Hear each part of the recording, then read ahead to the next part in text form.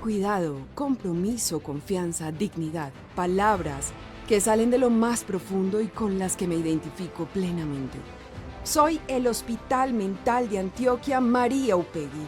Tengo más de 145 años de historia prestando servicios especializados en salud mental, con los más altos estándares de calidad y eficiencia, lo que me ha llevado a tener reconocimiento en el ámbito internacional como el más grande, moderno e innovador de Colombia. El Hospital Mental de Antioquia para mí es amor, compromiso, respeto y un trato humanizado para con nuestros pacientes. Tengo la capacidad de atender urgencias pediátricas sin importar la hora. Me siento orgullosa de contar con una unidad única en Antioquia que atiende niños y adolescentes de 7 a 16 años. Conmigo están profesionales en psiquiatría infantil, medicina general y enfermería, que trabajan para que mis queridos pacientes tengan un acompañante permanente, factor fundamental para la evolución positiva de su patología. Acá el niño mío estuvo aproximadamente 15 días, en el cual pues se le vio como una estabilidad pues buena emocionalmente y me parece que sí, que el trato fue muy bueno. Mi servicio integral de hospitalización, exaltado en Colombia por su atención humana y cálida, se lleva bajo estrictos protocolos médicos, complementado por los servicios de urgencias, consulta externa, laboratorio clínico y farmacéutico. En nuestro hospital buscamos que nuestros pacientes sean mirados de una manera integral, con una historia, una familia, un futuro y que estén libres de estigmas. Implementé la telesalud mental como una innovadora estrategia que acerca los servicios de salud mental a la casa de los pacientes. Buenos días, yo soy el doctor Juan Carlos Botero del Hospital Mental de Antioquia. Cuénteme qué la trae por aquí. De esta manera, nuestros especialistas eliminan las barreras económicas, geográficas y de acceso que han sido un factor para recibir una atención oportuna por mucho tiempo. Aporto para que el sector de la salud mental sea reconocido por su alto nivel de compromiso con la ciencia, gracias a mi centro de investigación y al Comité de Ética en Investigación. Resalto que mis grupos psicoeducativos son un espacio en pro de las personas. Por medio de intervenciones grupales dirigidas a pacientes con distintas patologías, brindo una atención integral sobre el manejo y la comprensión de la enfermedad.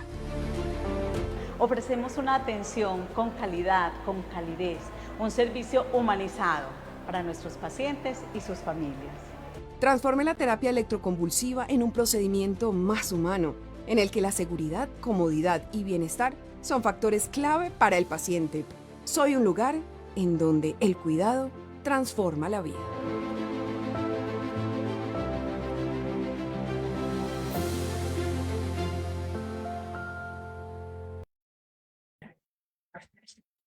Hola, buenas tardes familias. Bienvenidos a este nuevo encuentro de cuidadores.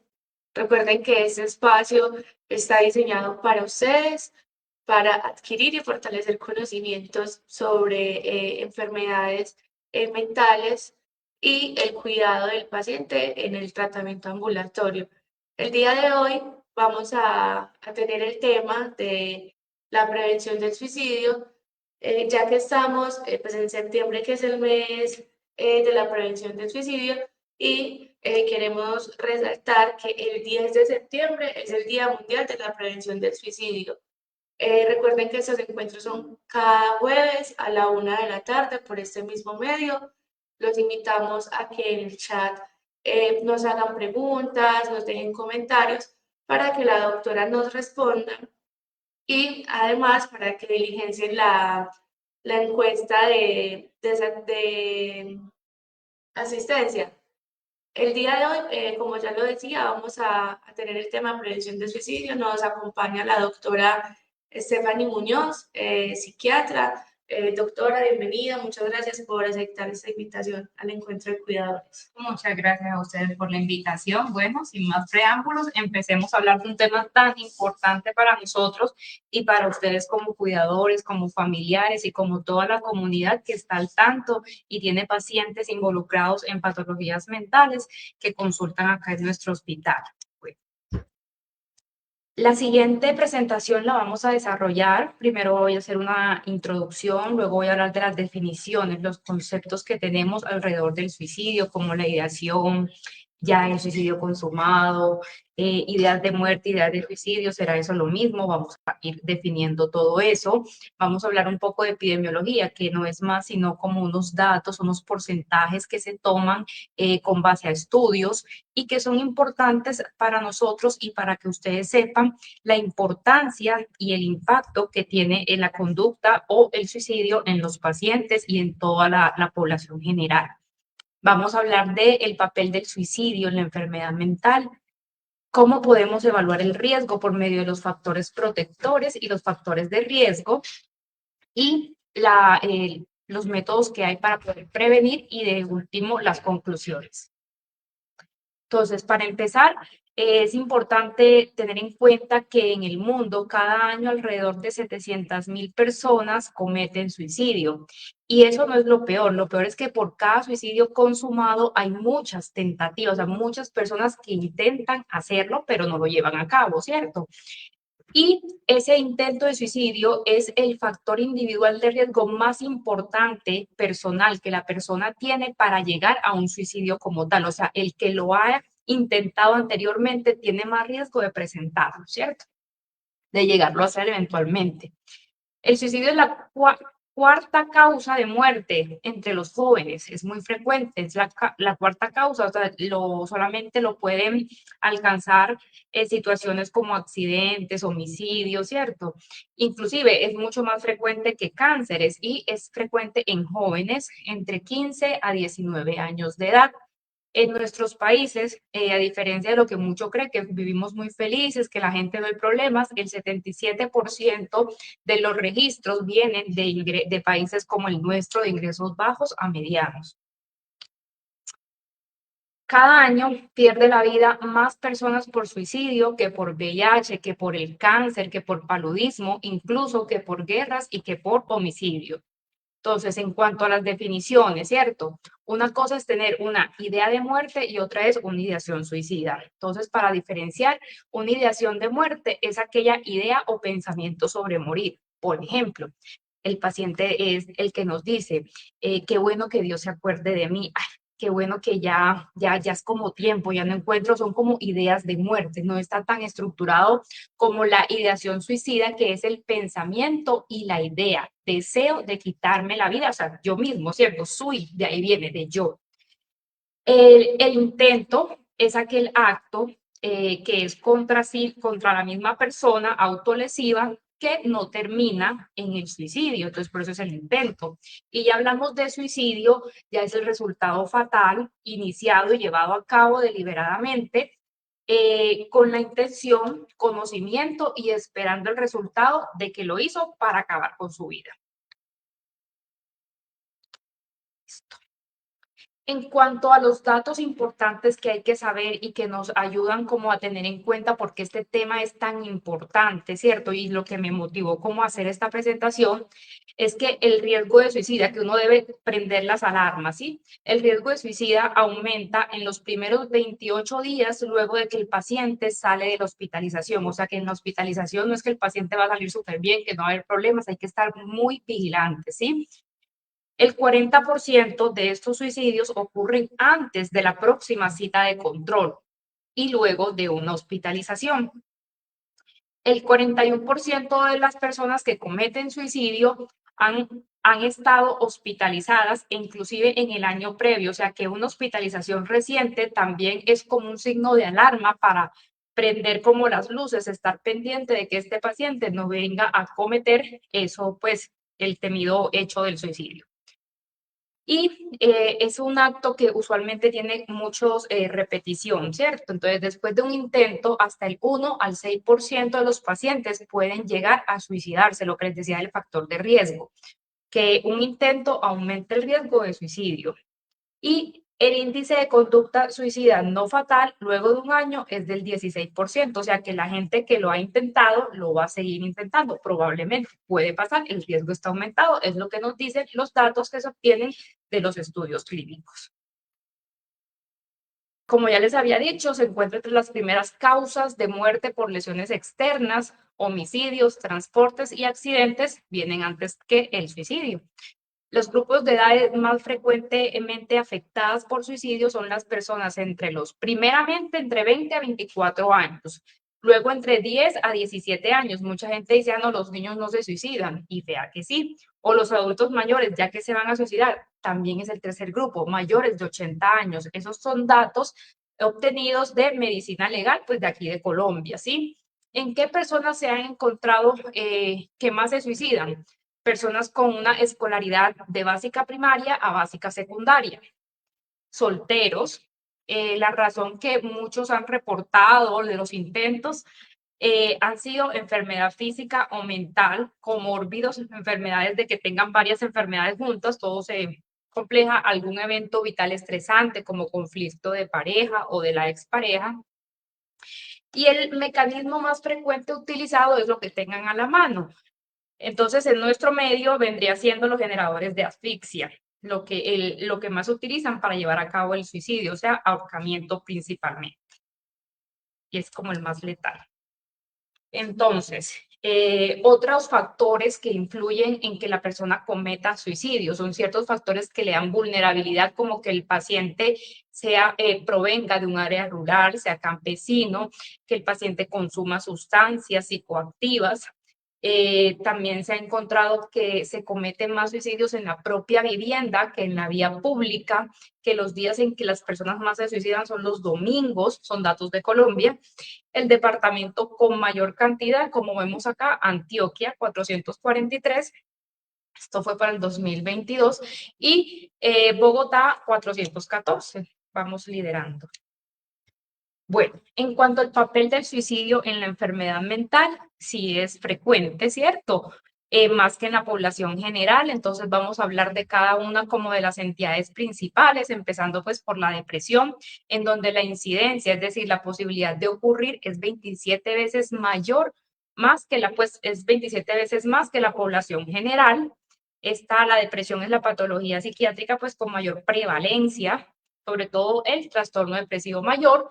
¿Y quiénes tienen más riesgos? Personas que además de depresión tengan trastornos de ansiedad y trastorno por uso de sustancias, como consumo de alcohol, por ejemplo. Personas que van teniendo alteraciones en el ciclo del sueño, insomnio, que no pueden dormir, dejan de comer. Cuando la gente pierde la esperanza, inclusive lo verbaliza mucho, ya no hay nada que hacer, ya he probado todo y nada, ¿sí? Eso es perder la esperanza. Cuando eso está manifestándose, aumenta el riesgo en las personas con depresión de cometer suicidio. Los hombres tienen más riesgos. ¿Por qué? Porque se ha asociado que los hombres tienen menor control de los impulsos. Y adicionalmente los hombres consultan menos por todo el estigma alrededor de la salud mental que hay y la dificultad para ellos para expresar las emociones. En cuanto a la ideación suicida en el trastorno bipolar, la tasa, vea que también sigue siendo mayor que en la población general, de un 10 a un 30%. Los intentos de suicidio van del 20 al 60% más que la población general, y los métodos que utilizan son mucho más letales los pacientes con trastorno bipolar que los pacientes de la población pues, general. Se ha encontrado que los que más cometen suicidio son solteros a los inicios de la enfermedad, es decir, cuando apenas están apareciendo los síntomas del trastorno bipolar. Y también vean la comorbilidad, lo que es la ansiedad y el consumo de sustancia, aumenta también el riesgo en esta población.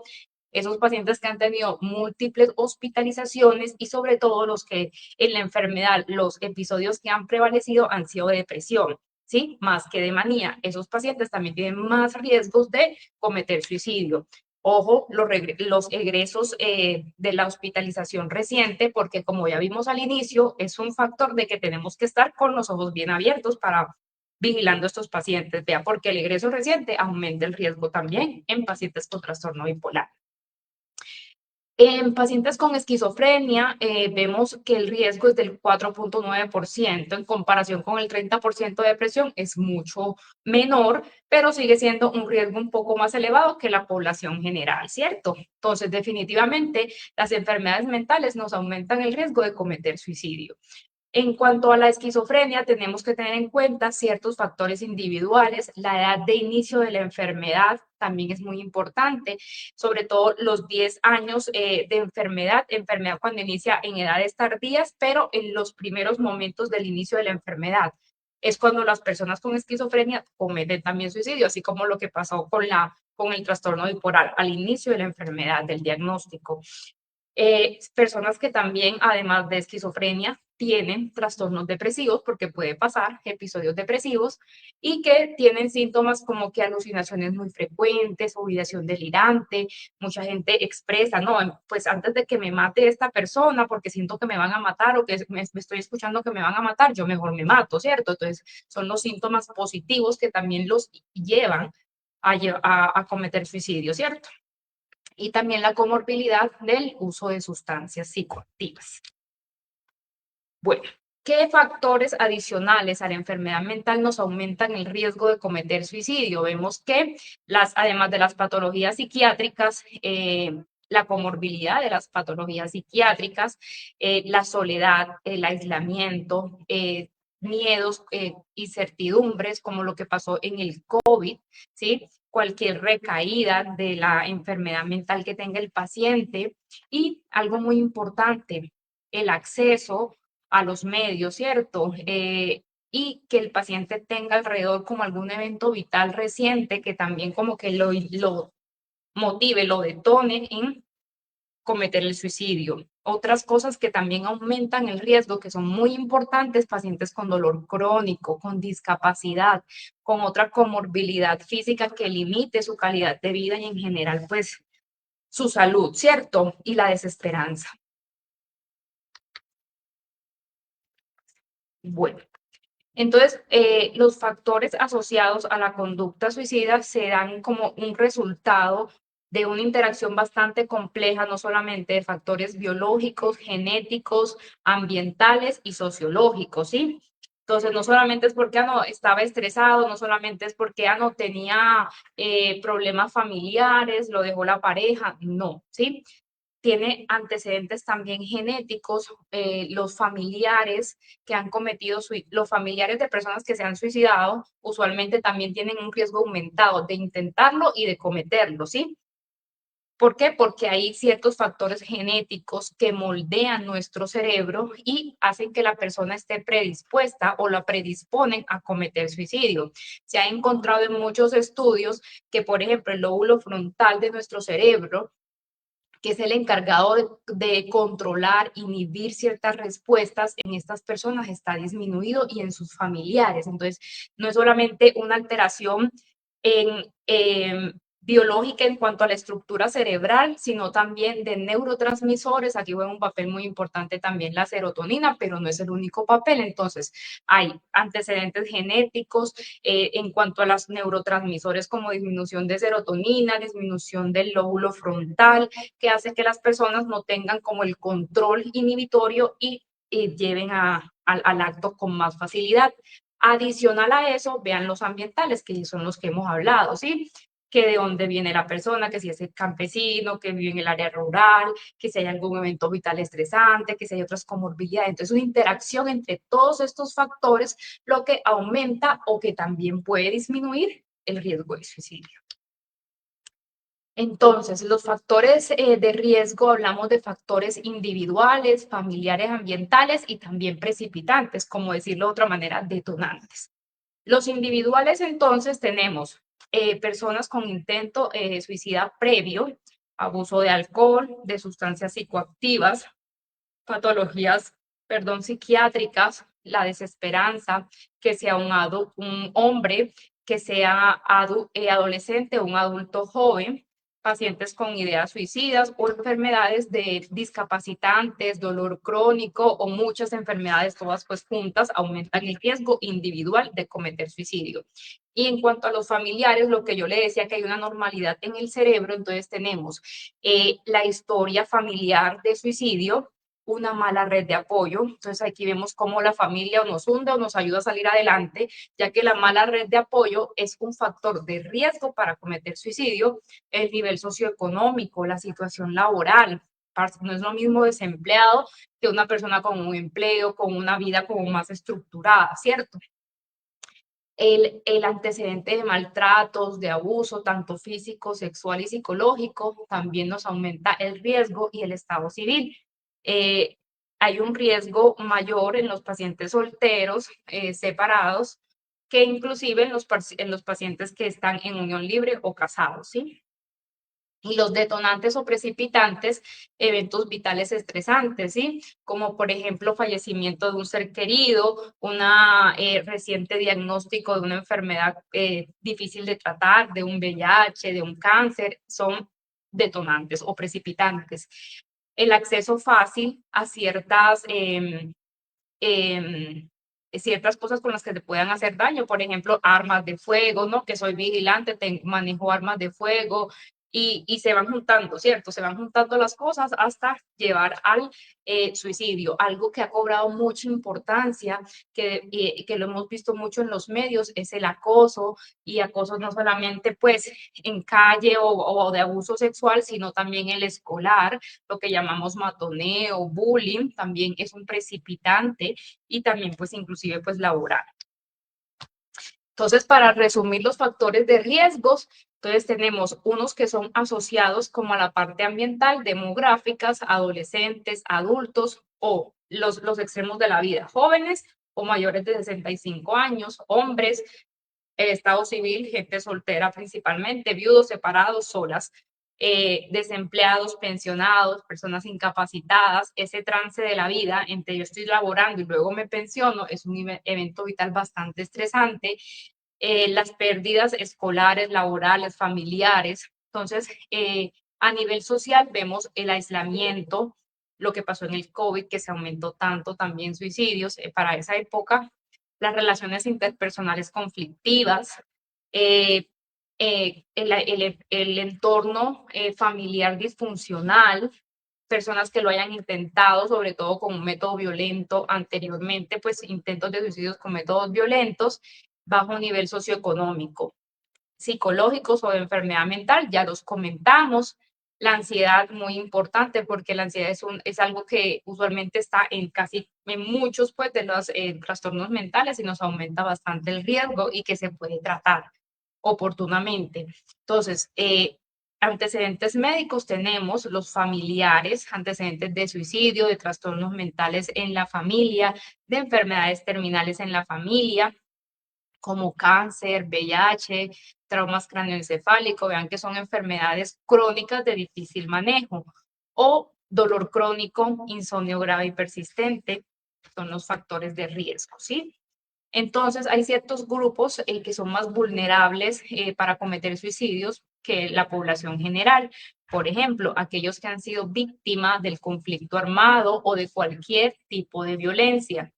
Los migrantes, las personas que han buscado refugios, antecedentes o pacientes con abuso, maltrato, desde los niños que son muy afectados por esto, como les decía, no solamente es el maltrato físico ni psicológico, sino también el sexual, el que hay en las escuelas, inclusive laboral. Las comunidades indígenas, y acá algo que llama mucho la atención es que a veces ellos tienen filosofías de vida, por decirlo así, que ya van más allá de también que es muy cultural en ellos, pero pues que también hay que ir a indagar y hay que evaluar en el contexto, ¿cierto? Pero ellos tienen mayor riesgo de cometer suicidio, los expresidiarios y la comunidad LGTBIQ+.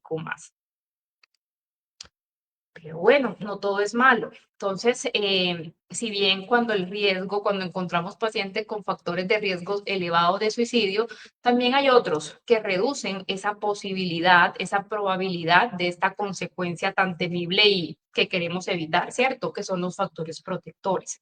Entonces, de estos también tenemos personales, sociales o medioambientales.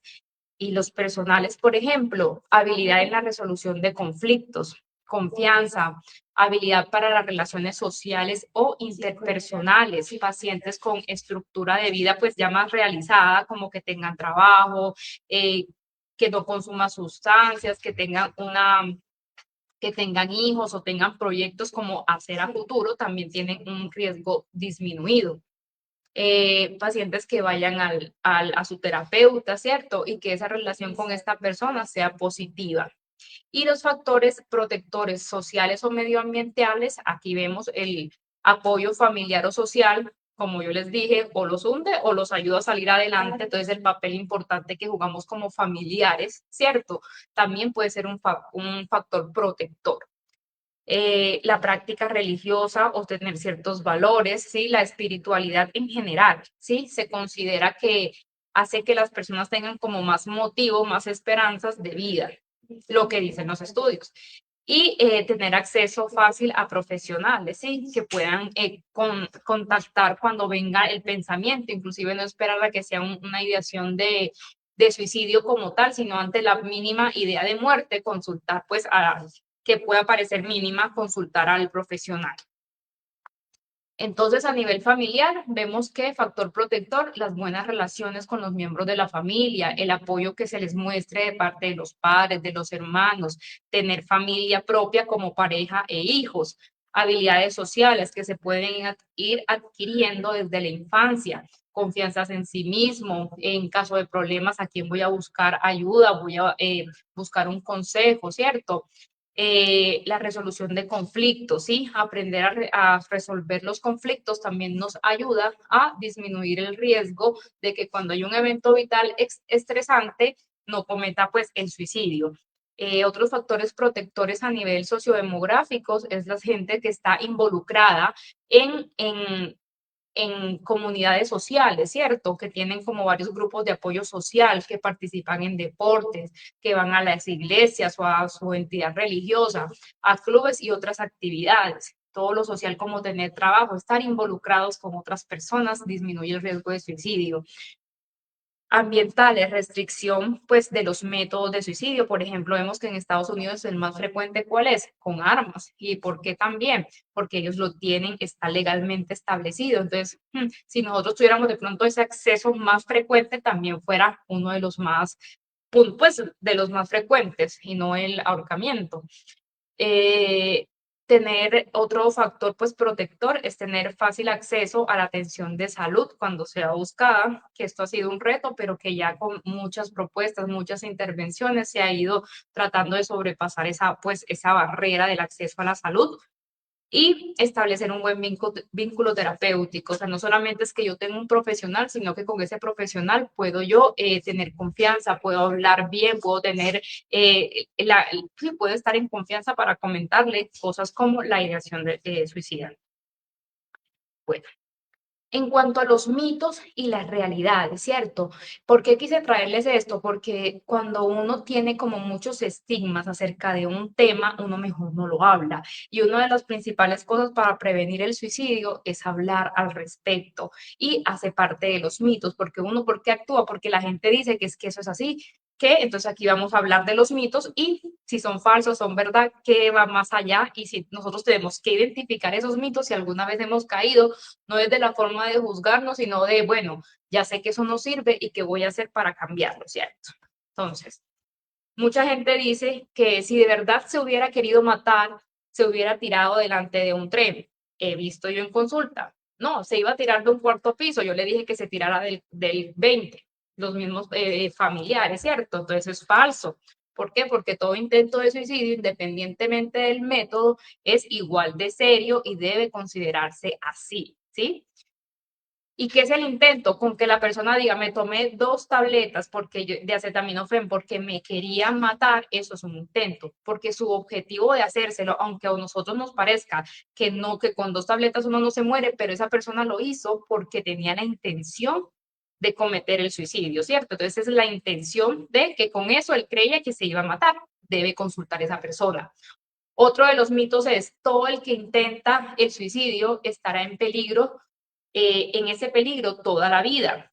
Tampoco es tan cierto. ¿Por qué? Porque en la medida que esta persona reciba una atención adecuada y oportuna, el riesgo se puede controlar, inclusive puede ser disminuido totalmente. Toda la persona que se suicida es un enfermo mental, también es muy falso, es algo que se cree mucho, no es que él tenía una depresión, no es que él era esquizofrénico, no es así. Si bien, como vimos, sí se aumenta el riesgo con las personas que tienen patologías mentales, pero no es la única causa, ¿cierto?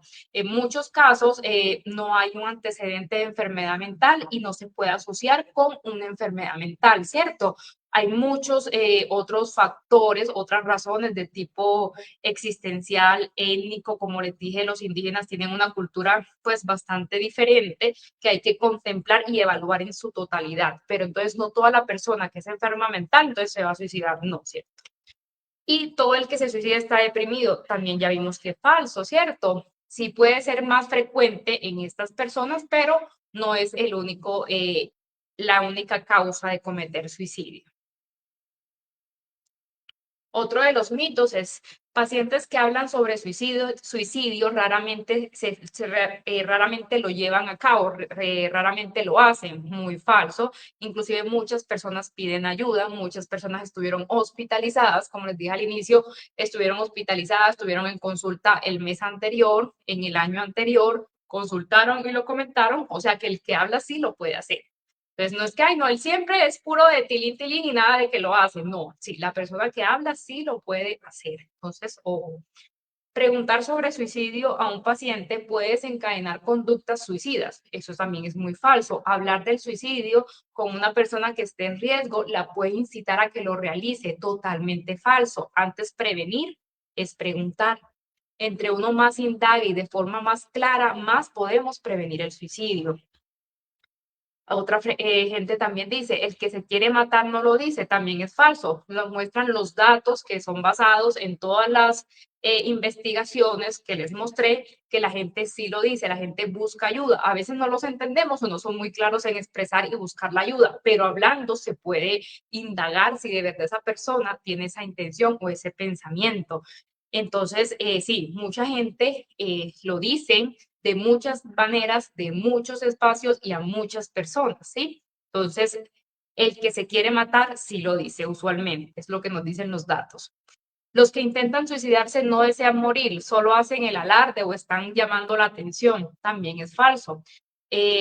No debe considerarse como alarde o un simple llamado de atención o como una pataleta o inclusive muchos de los niños que no lo hacen, niños o adolescentes que se autolesionan, ¿sí? También deben prestárseles atención, que si bien ellos le dicen, no, yo no lo hice para matarme, sino para disminuir la rabia, la frustración que sentí en el momento, igual el autolesionismo. O sea, cualquier daño que usted se haga a sí mismo aumenta el riesgo de suicidio, desde jalarse el cabello, golpearse, cortarse, eso aumenta el riesgo de suicidio. Entonces, lo más importante, como vemos acá, preguntar, ¿sí? Hablar. El solo hecho de hablar acerca del tema disminuye el riesgo de que una persona cometa suicidio. Entonces, el suicidio lo podemos evaluar en diferentes entornos, ¿cierto? Desde como familiares, desde la parte escolar como profesores o personas que acompañan de alguna manera a los pacientes y obviamente mucho más desde la parte profesional, ¿sí? Que son los que van a determinar los demás riesgos y que podemos ya pues asumir si se hospitaliza o no se hospitaliza, ¿cierto? Dependiendo factores de riesgo, factores individuales. Acá quise traer unas preguntas para ir quitando como ese estigma de que, ay, no, yo mejor no pregunto porque qué tal que venga y lo haga. No, como familiares inclusive podemos tratar, si ya sabemos, ya evaluamos que este paciente, bueno, no sé, mi primo tiene este factor de riesgo de que sufre de depresión, de que lo dejó la esposa, de que ahora se quedó sin trabajo, de que yo lo veo como más aislado, más triste, ¿será que le pregunto? Bueno, ¿y qué le voy a preguntar yo? ¿Qué le voy a decir a ese primo, cierto? ¿Cómo me le acerco? ¿Cómo lo abordo? Por eso les traje estas preguntas, ¿cierto? La mejor forma de preguntar es la forma más clara y directa al paciente. ¿Ha deseado poderse dormir y no despertar más? ¿Las cosas alguna vez han llegado al punto de que ha pensado en hacerse daño o morir? Cuando vemos a esa persona pues tan triste, afligida, ¿sí? Y vemos el espacio de indagar el tema, es muy recomendable hacerlo. ¿O qué cree que ocurriría si llegara usted a morir? Hay otras personas con quienes querría usted morir, ¿cierto? También para evaluar el riesgo de heteroagresión, o sea, de agresión a otros, sobre todo hijos, que puede pasar. Entonces, lo más importante para prevenir, vuelvo y repito, preguntar y consultar a tiempo. ¿Con qué debemos prender las luces? Estar como muy pendientes porque son signos de alarmas. Pacientes que tienen persistencias de esa idea o que se reactivan esos síntomas de ese pensamiento de hacerme daño, cambios en el comportamiento, el aislamiento, dejo de salir, me encierro, dejo de comer, empiezo a dejar de dormir, situaciones estresantes como fue el COVID o recientes diagnósticos de enfermedades crónicas o de pronto que se le murió, no sé, la hermana, el esposo, la mamá también. Eh, Personas que no van a las citas médicas o que no toman el medicamento, hay una progresión de la enfermedad y pueden aparecer estos pensamientos y estas ideas. Que la gente lo diga, no debemos subestimar porque la gente sí verbaliza que se quiere hacer daño, ¿cierto? Y no todo el mundo, no todas las personas que tienen depresión lo hacen, y los que lo hacen hay que tener en cuenta y hay que buscar ayuda oportunamente. Personas que a pesar de todo esto también consumen alcohol o alguna otra sustancias psicoactivas como por ejemplo cocaína, bazuco, pues otras cosas, lo que es la pasta básica de la cocaína. ¿Por qué? Porque luego de la intoxicación, o sea, no en el momento, pero el riesgo aumentado es mayor, por decirlo así, al día siguiente del guayabo o de la intoxicación, al día siguiente es mucho mayor el riesgo de cometer suicidio. En Internet hoy en día que estamos con todo este auge de la inteligencia artificial, de todos los test por Internet, de escalas de evaluación, es importante que tengan en cuenta que ningún método empleado para la evaluación del riesgo puede identificar con certeza quién tendrá una conducta suicida o quién no. O sea, no nos podemos confiar de que yo hice un test en internet, entonces ahí sí lo voy a ir. No, ante cualquier pensamiento de muerte o de suicidio, la mejor conducta siempre será buscar ayuda profesional. Entonces, ¿el suicidio se puede prevenir? Claramente que sí se puede prevenir. ¿Y qué podemos hacer nosotros como familiares? Bueno, restringir el acceso a los medios utilizados para suicidarse, ¿cierto? Ya vimos lazos, ya vimos armas de fuego, elementos cortopunzantes, cualquier elemento o los medicamentos, ¿cierto? Si yo encuentro un paciente que tiene, o un familiar mío tiene unos factores de riesgo, pero entonces yo le dejo a la mano, al alcance, insecticidas, también le dejo al alcance los medicamentos propios de él o los de la abuelita, el pensamiento puede llegar ahí, ¿cierto? Entonces, restringir todos esos medios utilizados para suicidarse. Educar a los medios de comunicación para que informen con responsabilidad sobre el suicidio. Es muy importante porque a veces vemos por noticias o por periódicos, no, que es tal famoso se suicidó y eso hay que saber cómo hacerlo porque el suicidio también se comete por imitación. Entonces, está restringido que ciertos medios de comunicación, la forma como expresan el suicidio, ¿cierto? Entonces, hay que educar a esa parte de la población, a los medios de comunicación. Como familia y como cuidadores podemos desarrollar en los adolescentes, en los niños, inclusive en los adultos, porque eso nunca nos lo enseñan, aptitudes socioemocionales para la vida, como de resolución de conflictos, habilidades de tener como involucrarnos en otras actividades sociales, ¿cierto? Entonces, como incentivar estrategias, darle a los niños estrategias de cómo podemos afrontar ciertos problemas, ¿cierto? Detectar a tiempo, evaluar y tratar a las personas que muestren una conducta suicida y claramente hacerle seguimiento. No podemos estar descansados de que no, ya estuvo hospitalizado, entonces ya no lo va a hacer. No, hay que continuar en un seguimiento y por eso debe ser un seguimiento estricto, ¿sí? Los programas comunitarios también nos ayudan a prevenir el suicidio porque ya se habla mucho del tema, ¿cierto? Intervenir en los factores de riesgo. Pues si yo sé que hay más riesgo en personas que no van al control, tratar de pedirle cita. Si hay más riesgo en la persona que además de que tiene depresión también consume alcohol y además también tiene ansiedad y tratar de ir mejorando esas comorbilidades. Bueno, entonces voy a ir a un programa para dejar el consumo de alcohol, que voy a consultar con el médico para disminuir los síntomas de la ansiedad, ¿cierto? Entonces también tratar las comorbilidades, el manejo del dolor, de las otras enfermedades crónicas, también nos ayuda a prevenir el suicidio, ¿sí? Desmitificar el suicidio ayuda a aceptarlo y para eso es indispensable preguntar, indagarlo y de frente. Entonces, Para el comportamiento suicida, para que se llegue al acto como tal, tienen que haber pasado una serie de fases, ¿cierto? Desde eventos vitales estresantes, pero otros también. Y cada punto, cada otro comportamiento o cada otro de los espacios que vemos acá en negrita, que son como otros de los comportamientos que pasan antes de llegar a cometer el acto suicida, entonces tenemos, bueno, lo que se ha asociado a un mayor riesgo de llegar al suicidio, pacientes con trastornos psiquiátricos. No es el único, pero sí se ha asociado. Entonces, ¿qué podemos hacer? ¿Qué intervención? Como vemos de la A a la E, programas educativos, programas de salud pública, tamizaje en pacientes de alto riesgo, es decir, que consulten, que vayan a sus citas, que se tomen su tratamiento, que vayan con psicología, restricción pues de las armas, bueno, ya los pacientes que tienen el acceso, también ya cuando ya está la ideación estructurada, la idea, ya el paciente lo ha verbalizado, hay que tamizar el riesgo, ¿cierto? Igual, ya eso yo siempre recomiendo, cualquier paciente que verbalice idea de muerte o suicidio, es mejor consultar, ¿sí? ¿Qué hacemos nosotros? Evaluamos todos los factores de riesgos y factores protectores y ahí sí determinamos consulta, determinamos conducta, o sea, si lo hospitalizamos, si es manejo en casa, pero con seguimiento estricto, ahí se va mirando, ¿cierto? Pacientes con impulsividad o desesperanza, vemos cómo para eso también hay tratamientos, para eso, y el tratamiento no solamente es de medicamentos, sino también psicológico, ¿sí? El acceso a armas, pues gracias a Dios acá no está pues como legal, pero si hay un acceso a armas, pues restringirlos.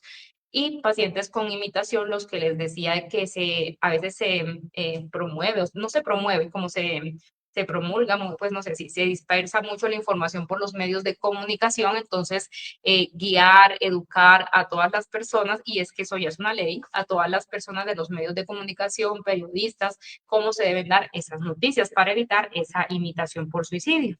Entonces, miran que cada uno de los puntos del comportamiento suicida sí tiene intervenciones en cuanto a la prevención. Bueno, nosotros contamos en Antioquia con la línea Amiga, que también está 24 horas para escucharte, que no solamente te ayuda, sino que también te direcciona en caso de que ellos evalúen los factores de riesgo, los factores protectores, y te direccionan para los servicios de urgencia, si es por urgencia, si es por consulta prioritaria, ellos tienen como la capacidad de brindarte una orientación de qué hacer, activar el código dorado y pues todo lo que con eso conlleva. Además de esta, tenemos los escuchaderos que están en diferentes ubicaciones en la línea del metro, ahí están con los horarios y que son pues que cualquier persona puede acceder. Adicionalmente, tenemos también las líneas de apoyo emocional del 123, el teléfono de la esperanza y el proyecto Buen Vivir en Familia con sus respectivas líneas, aparte de la línea amiga, que es como la más conocida. A manera de conclusión, importante saber y tener en cuenta, no olvidar que el suicidio es muy frecuente, que es un fenómeno muy complejo, que tiene una interacción compleja de factores biológicos, psicológicos, sociales, y que la combinación justamente de todos esos factores, los factores de riesgo, factores protectores, determinan la vulnerabilidad de una persona en cometer el suicidio, ¿sí? Si presenta ideación suicida o un familiar se lo verbaliza, nunca minimicemos, nunca, recordémonos los mitos, ¿cierto? Y que espero que ya hayan quedado derribados y incentivemos a esta persona o la acompañemos, mejor aún, a consultar. Esa es mi mayor recomendación. Muchísimas gracias y recordándoles que el 10 de septiembre es el Día Mundial para la Prevención del Suicidio. Muchas gracias. Si tienen alguna pregunta, quedo atenta a responder. Doctora, muchas gracias por acompañarnos en este espacio tan enriquecedor. Sí tenemos algunos comentarios de nuestros usuarios y familias de los usuarios. Dice Elena Torres, cuando dice transporte, ¿a qué se refiere? Cuando dice transporte, ¿en dónde dice transporte? ¿Serán los medios de transporte para, no sé, la verdad? Vamos a ver. ¿Dónde dice transporte?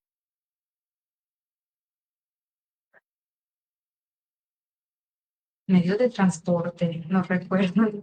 No sé, tampoco. Ah, ok, transporte, accidentes de vía, perdón, sí, señora.